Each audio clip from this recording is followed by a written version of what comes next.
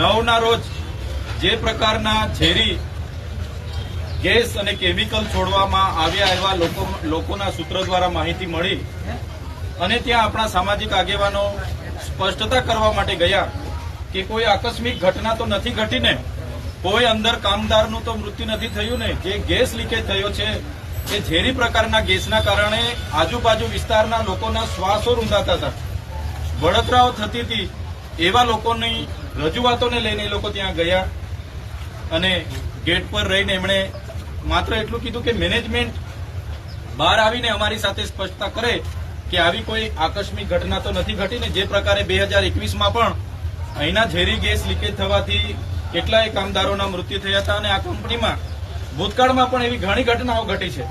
જ્યારે પણ કોઈ મરી જાય છે તો એને માત્ર 3 લાખ 3.5 લાખ રૂપિયા આપીને આ કંપની છૂટી જાય છે. ત્યારે એની ગંભીરતાને ધ્યાને લઈને આપણા સામાજિક આગેવાનો ત્યાં રજૂઆત કરવા માટે ગયા હતા.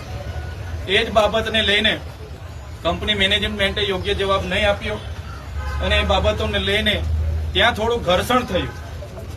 એકબીજા સાથે એ સમજાવટમાં કે કંઈ પણ ત્યાં ઉપસ્થિત થયું અને પોલીસે મેજિસ્ટ્રેટની પરવાનગીથી લાઠીચાર્જ કર્યો. એમાં ઘણા લોકોને ઈજાઓ થઈ છે, ઘણા રસ્તે ચાલનારા લોકો પર પણ લાઠીચાર્જ કરવામાં આવ્યો છે એવું સૂત્રોએ અમને કીધું.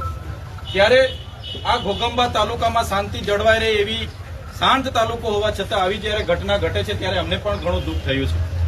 ત્યારે આજે અમે એટલા માટે અહીંયા ઉપસ્થિત થયા છે કે આવી કોઈ પણ ઘટના આ વિસ્તારમાં નહીં ઘટે. સાથે સાથે જે કંપની આ વિસ્તારમાં છે, આ વિસ્તાર એ પેસા એક્ટ અંતર્ગત શેડ્યુલ 5 એરિયામાં આવનારો વિસ્તાર છે.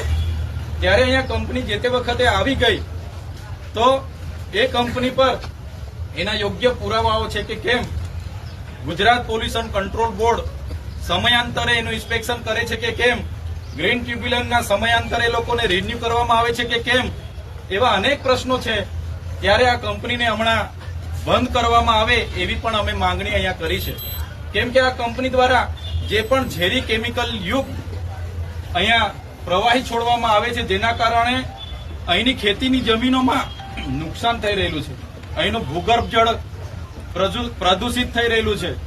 આ વિસ્તારમાં જે પણ ઉપરના નદી નાળાના જળ છે પ્રદૂષિત થઈ રહેલા છે. ત્યારે આ જળ પ્રદૂષણ અને વાયુ પ્રદૂષણ ફેલાવતી આ કંપનીમાં તાત્કાલિક ધોરણે ઇન્સ્પેક્શનો કરાવવામાં આવે. સેફટી ઇન્સ્પેક્ટરો, જીપીસીબીના ઇન્સ્પેક્ટરો, ગ્રીન ટ્રિબ્યુનલના ઇન્સ્પેક્ટરો, તમામ લોકો